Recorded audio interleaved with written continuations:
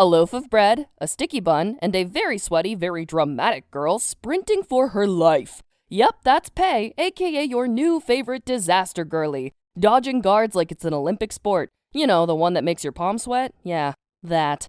She's doing full-on Assassin's Creed parkour, leaps over a cart, and bam, lands in a pile of garbage. Iconic.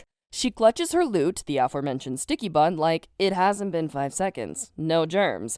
But wait, let's rewind a sec. Why is she running? Oh, no biggie, just stole some fancy red silk from a merchant who now wants her dead. And the sticky bun? Priorities. Pei's motto, risk it all for carbs. She scales a chimney like a spider monkey, reaches the roof, and looks out at her slummy kingdom with an yes, what a vibe face. She slinks back to her hideout, the fort, where her BFF Adina is waiting. Adina's like, oh my god, you're alive. And Pei's like, obviously, what am I, a noob? Adina rolls her eyes but can't hide her relief because besties. They share the sticky bun like it's the Last Supper, and Adina's like, girl, you're gonna get caught one day. Pei? Nah, I'm built different. Now let's look a little on the lore side. So the world's kind of trash right now. A plague happened and gave some people funky superpowers while the rest got nada. The unlucky ones, called ordinaries, are treated like yesterday's leftover food. Guess who's an ordinary? Ding ding ding ding ding ding ding. You're right, our girl Pei. But here's the tea. She's been faking psychic powers because survival is a full-time job, sweetie. Meanwhile, in the bougie palace, Prince Kai, yes, the broody one with cheekbones sharp enough to cut glass, is sparring with his brother Kit. Fireballs everywhere. Whoosh, whoosh, pow. Kai's dodging like he's in the Matrix, then casually takes Kit down. He smirks like, better luck next time, bro. Enter Blair, aka Mean Girl Supreme, who's like, nice moves, too bad you're still a loser. Kai rolls his eyes, flips her insult back at her, and walks off like the main character he is. Ooh, burn. Back to Pei, the queen of questionable life choices. She wakes up from a nightmare and decides to stretch her legs, but as she's loitering in Loot Alley, she notices something fishy. No guards. Weird, right? She swipes a loaf of bread, standard thievery, bumps into some apprentice dude, and steals a note. It's cryptic and says something like, meet at midnight, White House. Bring snacks. Okay, maybe not the snacks part, but still, what was that? Later, a drunkard Imperial corners her like, show me your powers, you ordinary trash. Pei? Oh, my girl just smirks. You want powers? Watch this. She Sherlocks her way through his insecurities and mommy issues and convinces him she's psychic. The dude buys it and Pei struts off like she's just won an Emmy. And the award for best bullshit goes to... Fast forward to the star-crossed meeting. Pei spots Kai in the market, looking like he just stepped off a brooding princess of TikTok thirst trap. Naturally, she decides to rob him. She bumps into him, snatches his coin pouch, and starts running. But Kai's like, oh, nah, girl, you don't. He catches her, smirks, and goes, do you always fall into strangers' arms? Pei, without missing a beat, only the arrogant ones. And there's sparks everywhere. BRB playing Sparks Fly by Taylor Swift as of the moment. Meanwhile, in sad Prince land, Kai's dad, aka the literal worst, sends him on a mission to kill some ordinary family in Loot Alley. Kai, being the morally conflicted hottie he is, spares a little girl named Abigail and fakes her death instead. Aww. And then, bam, plot collision. Pei and Kai cross paths again, but this time things get spicier. A silencer attacks Kai, think evil, magical, assassin, and Pei somehow resists its powers. She's like, nice try, and knocks out the silencer with a rock. My girl might be faking her powers, but her spirit? Nah, not one to fool around. When the guards kneel to Kai, Pei's like, You're the prince? Kai's not amused. He pins her to the wall. All, how did you resist the silencer? She bluffs like a pro. Weak psychic powers? Kai doesn't buy it, but lets her go anyway. Tension, baby, tension. The purging trials are coming up, basically Hunger Games, but worse, and Pei's name is somehow on the list. Her reaction? Nope, I ain't doing that shit, but it's too late. She says a teary goodbye to Adina. Sniff. Joins the other contestants and immediately gets sassed by Ace, smug illusionist, and befriended by Hera, actual cinnamon roll. At dinner, the king's like, thanks for saving my son. By the way, your dad worked here as my healer. Pei's brain? Error 404. Kai offers to walk her to her room, but she flips the script, pins him to the wall, and growls, "Underestimate me again, I dare you." Kai smirks, and we fade to black. And so it begins. Pei, who's already wondering, why did I sign up for this death sentence, is thrown into training. Spoiler alert, she 100% sucks. Like, can't even do a push-up level sucks. Blair, the reigning queen of mean, struts over like Regina George with a knife and goes, "Catch." Except she doesn't mean it nicely. Whoosh! The blade grazes Pei's ear and she's like, "Ow, thanks for the free piercing, psycho." Before Pei can start a fight she will definitely lose, Kai appears out of nowhere, grabs her by the shoulders and says, "Hold still." Then, bam! He starts braiding her hair like he's auditioning for a Disney Prince gig. It's cute, but where did this come from? Pei's sitting there like, "Excuse me," but secretly she's kind of touched. He finishes, wipes her blood off his fingers, and mutters, "Try not to die before the trials." Why is this dude so annoying and yet so hot? Next up, interviews. Ellie, the sweetheart of the squad, comes to Pei's rescue with a killer blue gown and a pep talk. "You've got this, girl." At the arena, contestants are showing off their powers like it's a magical talent show. Fireballs, levitating objects, explosions, all the works. Pei, the powerless Pei, she wings it. She gets up there and starts roasting audience members. "You, sir, with the toupee, maybe focus less on your hairpiece and more on your failing marriage?" "You're welcome." The crowd eats it up. No powers? No problem. What's 4 plus 4? 8! The trials kick off with a maze of death. Think Indiana Jones, but make it extra traumatic. Collapsing walls, Pei somersaults through them. Swinging blades? Ha! Nice try. She barely avoids them with the grace of a caffeinated squirrel, and when Blair tries to yeet rubble at her from the sidelines, Pei's like, "Not today, Satan," and keeps climbing her wall like it owes her money. Kai watches from a distance, pretending not to care, but you just know he's impressed. During sparring, Pei, in peak fight me bro energy, challenges Kai to a match. No powers, just fists, and willpower. He smirks, "You sure about this?" She's like, "Oh, absolutely." What follows is an epic battle. Punches, kicks, bam, whack, pow. He pins her down and she's like, "Ha, nope," flips him over and lands on top. The awkward eye contact. Kai, "You done?" Pei, "Are you?" Both glare. Mutual respect achieved. The rivalry intensifies. At dinner, Kit, the unexpectedly soft boy, asks Pei to be his partner for the upcoming ball. She hesitates but agrees because why not milk this opportunity? Later, Kai barges into her room like a walking red flag and offers her a dance lesson.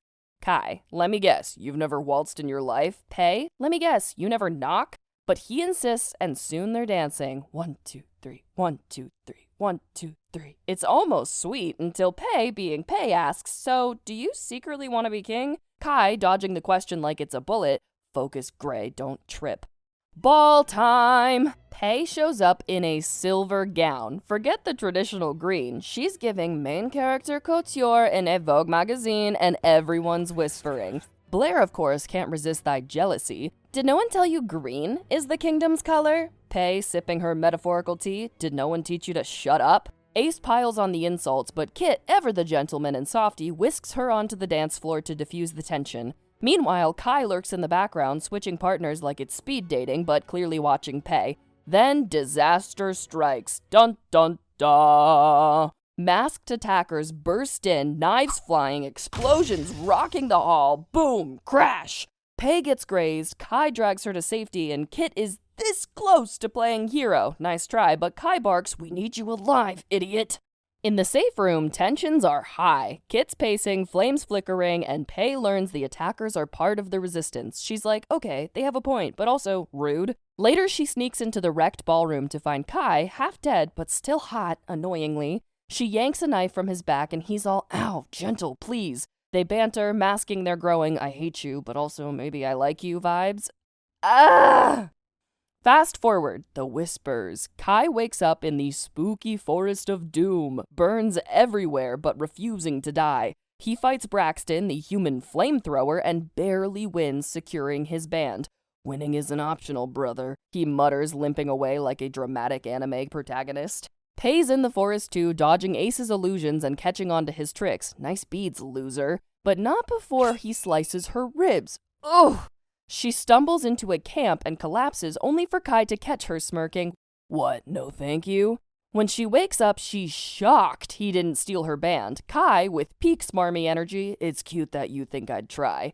They decide to team up, reluctantly bonding over mutual trauma and shared sarcasm. When wolves attack, they fight like a well-oiled machine. Later, under the stars, they even dance, because why not? Pei asks why Kai saved her, and he just smirks, "You affect me more than I'd like to admit." Oh my freaking god! So Kai and Pei are Kai and Pei, bonding over the not dying thing, when Sadie and her duplicates, yes, you heard me, duplicates, roll in like, "Surprise, we're here to ruin your day, losers." Swords are swinging, people are screaming, it's giving Star Wars, and then stab, stab! Sadie gets the stomach special. R.I.P. to her, but survival is for the strong, babes. After that, Kai and Pei have a little victory moment, and Kai drops, "We make a good team." Like, sir, this isn't a rom-com. Focus! But oh no, Melina and her crew decide it's their turn to gate crash. Kai's busy wrestling two dudes like he's in for WWE SmackDown, while Pei handles Melina, and plot twist, Kai straight up pins one of the guys like, "Ever heard of personal space?" They win, barely, and then collapse like, "Yeah, we crushed that." Then there's this cryptic note from a site. It's giving mysterious NPC vibes. It leads them to the forest edge, and guess who's chilling there? Andy and Jax. Reunion vibes, but don't get comfy, because Blair, Ace, and Hera pop up like, "Ugh, your little alliance is so basic." Okay, we get it, Miss Regina George wannabe. Then Ace, the Illusion King, tricks Kai into stabbing Jax instead of, the bad guys. Drama! Kai realizes what happened and full-on panic sprints to a healer, YOLOs their power, and heals Jax just in time. Because of course he does. Main character privileges? Anyone? Anyone? Fast forward 3 days. It's Trials finale time, and we're at the Bowl Arena where the crowd is living for the drama. The massive screens are showing highlight reels, think reality TV but with more blood. Blair versus Andy, we love to see it. Hera sinking into the quicksand, go give us nothing, girly pop. And Kai's fiery Braxton showdown, literal flames. Then they roll the Kai and Pei highlight reel. The audience is eating it up. There's her stitching his wounds, their starlight dance, aww, and their tag team battles. Meanwhile, Pei's dying inside like, "Why didn't you tell me the sites were watching?" And Kai, because he's Kai, leans in all smirky like, "I was distracted." Sure, bro.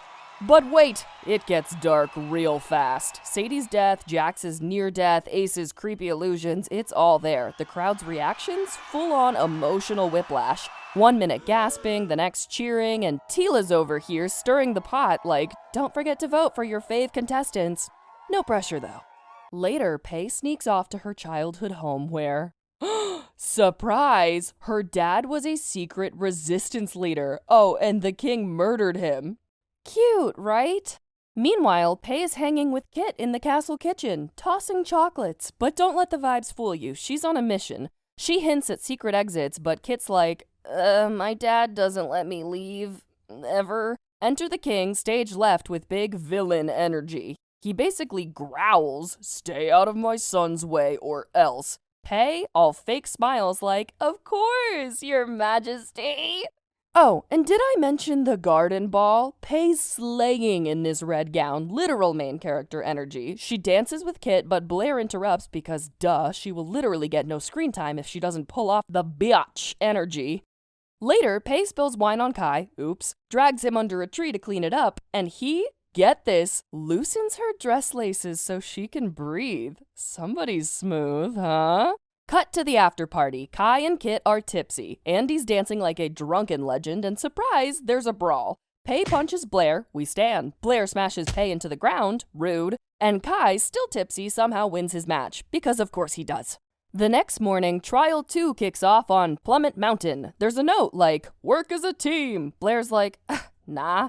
Andy gets snake bitten, Pei gets pranked by Ace's illusion snakes, jerk. And Kai's out here just trying to keep the squad alive. It's messy, it's chaotic, and it's exactly what you'd expect. They hit the summit and everyone's like, phew, we made it. But nope. Surprise, the trial isn't over. They've got to grab a flag and bam, Pei zeroes in on Ace because duh, his earlier illusions almost got her killed. After a savage back and forth, punches, kicks, and a whole lot of rage, Pei takes him down but spares him. The growth! So proud of my girl, y'all. She's all, I'm not afraid of myself anymore. Then pieces out, leaving Ace for Kai, who's straight up vibrating with rage. Iconic! Meanwhile, Pei snatches the flag like a boss, securing victory, but then Blair decides to go full reckless mode and kills Braxton. But wait. Plot twist. Kai admits he redirected the blow meant for Pei. The guilt is real. The trials left everyone scarred. Pei's secretly working with the resistance now, feeding them intel on castle tunnels and prepping for the next ball. But guilt? Oh, she's drowning in it. She's manipulating Kit for tunnel deets, and during a visit to Loot, he's shooketh by the poverty. Pei's childhood stories hit him hard, but she reminds herself, we're doing this for the greater good. Right? Meanwhile, Kai's battling feelings for Pei, but the king's like, she's a slummer. Gross. Kai, totally unbothered. He's all, try me, old man, energy. Then comes the final trial, a deadly maze. Stakes sky high. To win, they have to kill the prisoner in the middle. Pei's journey is not cute. Thorny branches, check. Blair ambushes, double check. Meanwhile, Kai's fighting Andy in her animal form. What even is this trial? Using his powers to fight like an animal too. Literal animal fight club. They reach the maze's center, and guess who's the prisoner? Adina, Pei's best friend. Blair gets there first and no! Delivers the fatal blow. Pei's left cradling Adina, who whispers, this isn't goodbye. This is simply see you later. And then she's gone. The crowd cheering, but not for long because the resistance storms the arena. They snatch the royal family like it's an action movie, and Callum's in the royal box, knife to the king's throat, yelling, we are your king's dirtiest secret, ordinaries and fatals. We are the resistance. He spills all the tea about the king's lies. The crowd's losing it, but then he threatens Kai and Kit's lives. Kit's glaring daggers at Pei like, you used me. Awkward. Meanwhile, silencers suppress everyone's powers, and Kai, Blair, Andy, and Jax are literally on their knees. Kai, though, he's built different. He pushes through the pain, reverses the suppression, and whoosh! His captor goes up in flames. Now it's a full-on battlefield. Screams, fire, blood. It's giving apocalypse vibes. Pei, trembling, whispering an apology to Adina before escaping, she sneaks to the palace, fakes an injury, disables a healer, oops, and retrieves Adina's green vest. It was their bond, her anchor. But the king, bloodied and armed, blocks her escape. He's like, slumber trash, I always knew. Their fight is brutal. His sword, his brawny strength, it's not looking good. But Pei, fueled by rage and grief, finds an opening. She slashes his chest, but he knocks her down. While she's dazed, he spills his final villain monologue, revealing Kai unknowingly killed her dad on his first mission. What? What's happening? Pei channels her inner beast, breaks his arm, and runs him through with his own sword. But it's not enough. She pulls out her father's dagger and drives it into his heart. This is for Adina. This is for me. Pei collapses beside the king's corpse, her heart racing like it had just run a marathon, on fire. She'd done it. She'd actually done it. She had just killed a king, and yeah, that definitely didn't come with a manual. Outside, the storm screamed like it was trying to match her inner panic. Footsteps, loud, sharp, angry, echoed behind her. Oh no, oh no, oh no, oh no. Before she could think, a knife whizzed by, slice! Grazing her arm. And there he was, Kai, tall, drenched, and looking like an absolute wreck. Side note, how does someone look hot while they're looking like they crawled out of a dumpster fire? Her brain slammed the flashback button. This was the guy, the boy who killed her dad. His gray eyes, usually like a calm rainy day, now looked like a full-on hurricane. And then, of course, he had to open his mouth.